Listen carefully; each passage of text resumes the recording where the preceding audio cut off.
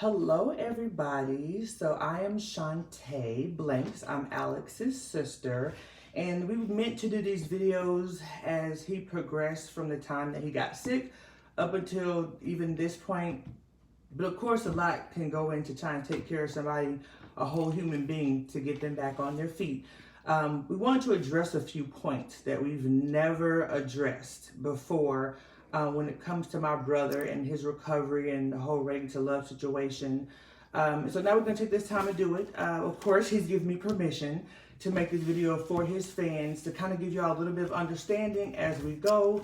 We're going to try to do these videos maybe once or twice a week, possibly. If not, then we will still do updates so you guys will know what's going on as much as possible. So just to kind of shut down some rumors out there about my brother, yes, Alex unfortunately had the brain flu, okay? It put him in a coma for about 2.5 months. That was a very rough 2.5 months for our family, not knowing if my brother was gonna live or die. If anybody has ever had that feeling, it really, really sucks. And you could have all these things going through your head. Is it gonna make it? Is it not gonna make it? How is this gonna change our life? How is it gonna change my family? All of that. And I'm a big sister, so y'all can understand, big sisters out there, big brothers out there. You don't wish anything bad, of course, to happen to your younger sibling. And it takes a toll on you mentally, physically, just sociably, just everything. Your whole life shuts down for the whole entire family. And it's something that you never thought you would have to deal with. Regular family, he tries out for a show, he's popular, he's a good guy, and then wham, this happened. So just to kind of put a few things to rest. I mean, yeah, he was in a coma for 2.5 months. They had to do a brain biopsy on him. Literally, he has a scar on the side of his head. For them having to cut in to get the tissue off of his brain for them to find out what kind of virus he has. And it's still something that's unknown. We still don't know what specific virus this has been. In those 2 months, a lot of things happened in his personal life and in his family life that we'll just bring up later on as these videos go on. Everything from the brain biopsy to his lungs collapsing. Can you imagine you're sitting at work and knowing that he's in the hospital, trying to do your everyday job, and your mother calls you and she says, Shantae, you might want to come.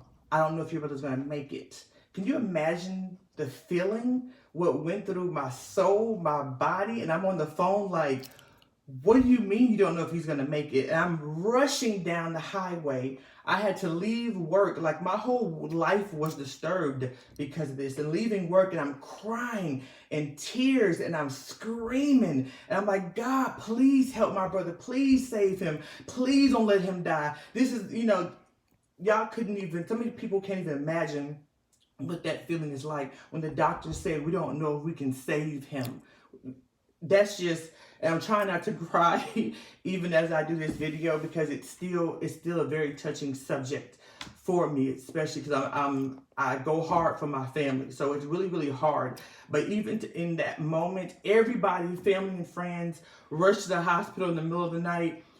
Even some of his co-stars rushed to the hospital, and we were just all praying like that he would make it through the surgery that he had to go through.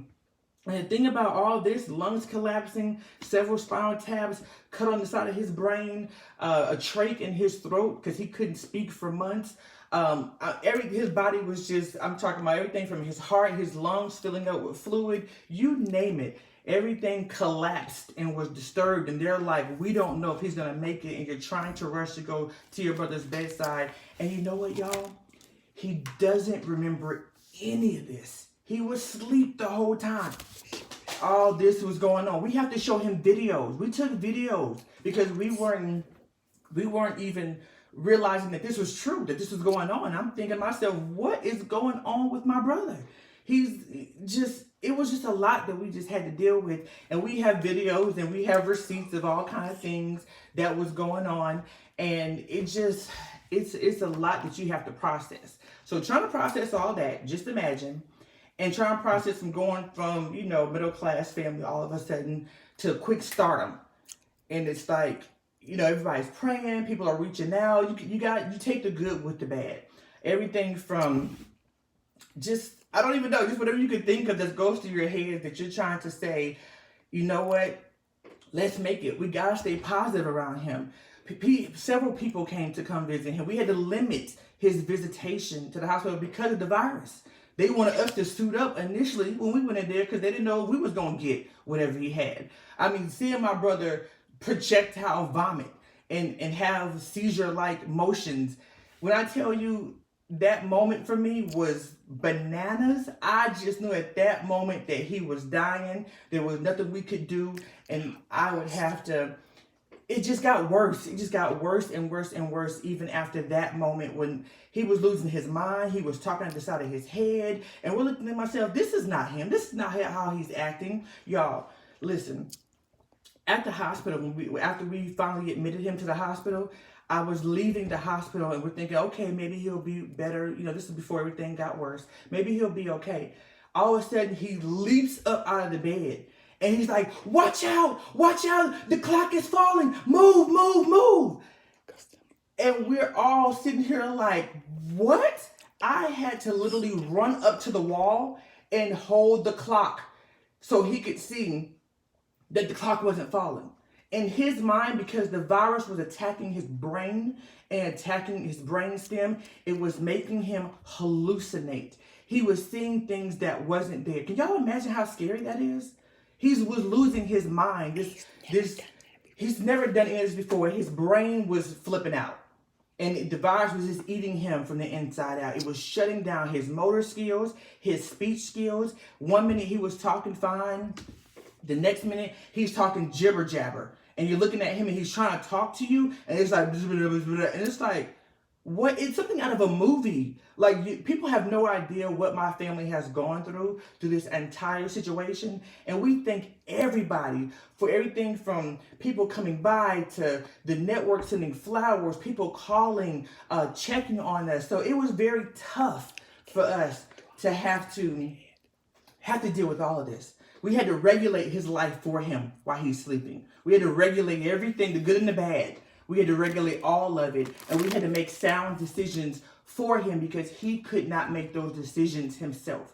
And we made them based off what was best for him and what was best for our family and what was best for everybody as a whole. So people may have thought we were being mean or something if everybody couldn't always come visit him, friends or even other people. I guess we were being just grunches, or not grunches. I can't even talk. Grinches. I'm trying to say Grinches. About certain people not coming over. My brother came home in a bed. He came home in a hospital bed. He couldn't move. He couldn't feed himself. He couldn't talk. We had to do old school, take a book and point to pictures to get him to verbalize words. I had to speak to my brother by blinking. Okay? Hey, are you in pain? Blink twice.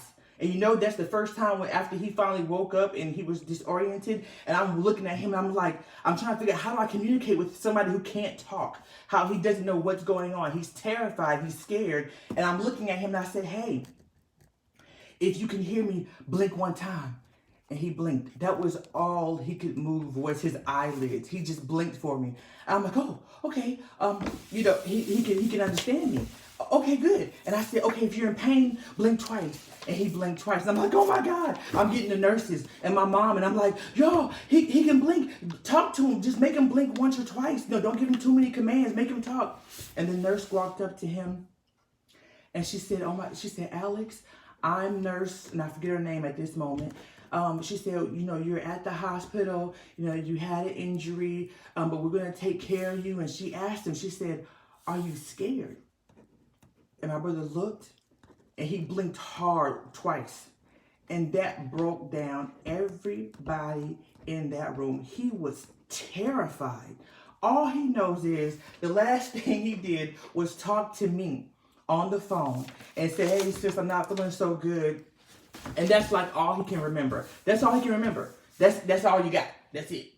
And he wakes up 2.5 months later and he's like, what happened? Like something literally out of a movie, out of a dream. And he has to learn how to walk again, talk again, feed himself, think for himself. Everything from scar tissue on the brain to you name it. Anything you could think of possibly that he has to do, that's what we've had to go through. And we know we haven't answered a lot of things and a lot of questions and a lot of allegations that are out there about him or anything past speaking about. And it's because we've been working on getting him better. We've been working on making sure that he's okay mentally, physically, spiritually, just making sure that he's able to function as normal as possible because of what happened to him. And having to teach somebody all over again, it's probably easier when they're a child. You can tell them, don't do this and don't do that. And just imagine trying to do that to a 35 or at the time 35-year-old individual. It was a lot, y'all. It was a lot that we had to deal with. It was just a lot that was going on, is what I can say. And I'm sorry, my mom was talking to me, but I can't understand what you're saying. HIPAA. And of course, and sorry guys, and of course, there's HIPAA laws out there. So people are demanding, let me see the medical records, let me see this, let me see that. Y'all, for real? For real? What would you do if that was your family member? Would you expose all of his business? Would you expose him with tubes coming out his mouth, out his chest? I had to watch my brother have 2 tubes on the side of his neck while they pulled the blood out of his body to cycle it through a machine for 5 and 6 hours a day to try to pull the virus that was killing him out of his body. And that didn't work. He was still in a coma after that. If y'all just understood what we had to go through emotionally that we didn't put on social media, Facebook, Instagram, Snapchat, whatever that's going on, because it was a private matter. And unfortunately, us having to understand the difference between a private matter and what the TV fans want. And we had to try to balance that for months. 4 months. We had to lift him up with cranes when he got home. He couldn't walk. My brother is used to a go life. He's very active. Y'all saw my brother. He's physically fit. He's always in the gym, very encouraging, trying to get everybody else in the gym. So to have him confined to a bed for months and then progressively try to go to a wheelchair, go through physical therapy, he couldn't hold up his own head, almost like a newborn. We had to help him with his head. We had to help feed him. He couldn't even put a straw to his lips. He couldn't even scratch his nose. Everything that we take for granted, Alexx Blanks could not do. So people out there who want answers and they're demanding what's going on with his relationships and his family and friends, hey, you have to get it when we're able to finally sit down and give you guys information. And yes, it's taken this long for us to discuss it and find out once again what's best for him. I personally couldn't imagine that happening. Me physically just being incapable of doing anything, and you have to wait on every single person, hand and foot, to do things for you. Can y'all imagine mentally what that does for a man? I mean, just mentally, if a man can't be a man, he's broken. Y'all know that. This is not, news to anybody. It's what happens, and just having to go through a lot. And so, and again, I'm trying to give y'all the short version because we're going to do other videos to kind of progressively keep you what's going on. We're going to take this section by section, having interviews, dealing with paparazzi, dealing with family, dealing with emails, text messages, phone calls, you name it. We've had to deal with it all. And we try to do it with as much grace and peace and the love of God as possible, to not come off like we're trying to hide anything from anybody, because that's not true. When my brother came home, even in his wheelchair, when he started to get progressively better, I tried to give him as much peace as possible. And I decided that I wanted to take him to Essence Fest that I pay for out of my money, my pocket, because of course I'm a working sister and an entrepreneur. I took him on a trip to Vegas not too long ago. People were questioning him going on trips. Y'all don't think he has a sister and a family member? Y'all don't think family needs to go on vacations? I'm trying to get him out so he can feel normal. We had to go buy him clothes because he wore a hospital gown. He wanted to feel as normal as possible. So he lost weight. This boy looking at his face, he was so skinny. He looked like a skeleton in the bed. He looked like he was withering away, like something you would see from, oh, what's that Steven Spielberg movie? Thinner, way back then when he said Thinner, the scary movie, and your face sunk in. His face, everything was sunken in. His hands were callousing over. His skin was dry. He was so skinny. He lost so much weight, so much muscle mass. Can y'all imagine mentally what that does to his psyche? And he's looking at himself in the mirror like, what happened to me? I was fine, and all of a sudden, boom, I'm not fine anymore. And the doctors cut off the visits. Oh, yeah, and the doctors, they're the ones who also was cutting off the visits because, once again, they didn't want to expose people to what he could have. And all this was to help him get better mentally. And just try to deal with what was going on. So people think that we were trying to be mean by not letting folks come to the hospital, letting folks come to the house. It's a time and a place for everything. And unfortunately, we can't save everybody's feelings. We have to deal with him and his progression and him getting better and keeping him alive. So us going on trips to the Essence Fest, people at the Essence Fest recognized him, and guess what? The whole time he was in a wheelchair. Okay, he did an interview, and yeah, he had his cane next to him. Is he not supposed to progress and get better? It's like people on social media are saying, why is he walking? How dare he walk? How dare he get better? This is not what I paid for. Well, we all had the prayers and blessings of God and financially support him to get back and pay for. Yo, come on now, he was a contractor. He didn't have no insurance. Y'all know I'm a contractor myself, so I know about the contractor life. I couldn't imagine this happening to me and everything around me just my whole life as I know it is no longer. I couldn't imagine that happening to me, and some of y'all couldn't imagine it happening to you. So again, him going to Essence Festival, him going to Vegas or anywhere else, guess what? He got a big sister that has his back. And I'm going to make sure that my brother gets as much peace and joy as possible, because when you get a second chance at life, you start to think about what's important to you. Doesn't matter we all messed up in the past. Sometimes you messed up in the future. All kinds of things happen, and you reevaluate your life and what's really important after you get a second chance at life. Everybody can't say they had a near-death experience, but he's on the bed, and I'm getting phone calls like he ain't gonna make it. Could y'all imagine? Some of y'all can, some of y'all can't. Some of y'all don't even care, which is totally fine. But we're not going to hide from social media and run from nobody thinking, y'all know, the whole time all this has been going on, we haven't spoke about anything except for what we did on maybe some radio, some TV, Channel 2, Fox 5, things like that. They posted what they wanted. And they posted what they want. So we would do an interview to address some of the questions, and y'all know how TV go. They cut out what they want. They give y'all what y'all need or what they think that y'all want to hear, whatever is the juiciest part. So you could play a whole video and take a little section of that video, and then because you didn't see the rest of the story, your mind is fixated on that one little piece that y'all think is the truth.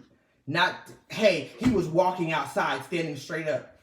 So is he not supposed to try to progress and get better? My brother's hard-headed, okay? And he didn't want this sickness to get him down. He fell yesterday. Any chance that he can get up with his cane, not use his cane. He's like, y'all, he's always trying to show us something. He's like, y'all, look, hold my cane. And he's walking like a baby, making these steps. So yeah, he's been out in public trying to still learn how to walk again. Once again, y'all, he only had so much time for physical therapy.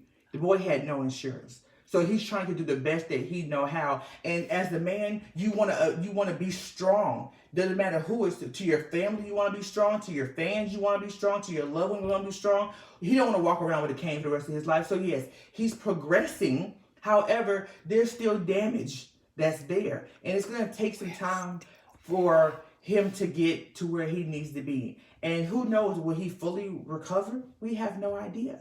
But for everybody out there who had questions about, is he really sick? People are really asking if they want to see medical bills. Was he Act Up? Yes, me. Oh yeah, was CBS. he really in the hospital? We got interviews for days. People who literally came to the hospital to come see him in a coma, and people are like, it's fake.